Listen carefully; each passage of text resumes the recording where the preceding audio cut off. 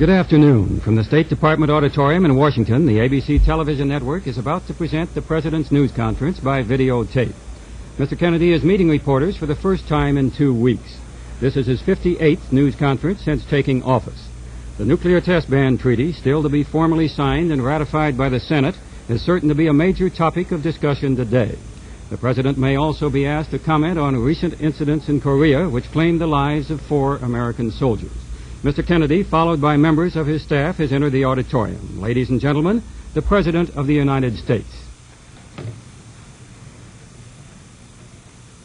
The end of this summer of 1963 will be an especially critical time for 400,000 young Americans who, according to the experience of earlier years, will not return to school when the summer is ended. Moreover, without a special effort to reverse this trend, another 700,000 students will return to school in September, but will fail to complete the school year.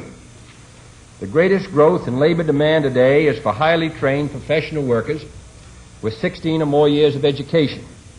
The second fastest growing demand is for technical and semi-professional workers with 1 to 3 years of post-high school education.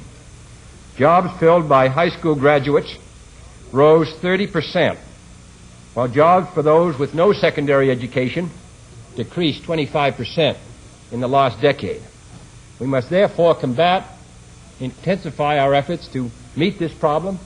We're now talking about the lives of 1 million young American boys and girls who will fail to meet their educational requirements in the next few months unless we do something about it.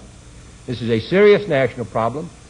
A boy or a girl has only a limited time in their life in which to get an education, and yet it will shape their whole lives and the lives of their children. So I'm asking all American parents to urge their children to go back to school in September, to assist them in every way to stay in school. I'm asking school principals, clergymen, trade union leaders, business leaders, everyone in this country to concern themselves. Here is something that all of us can do in a practical way in the month of August and in the months to come.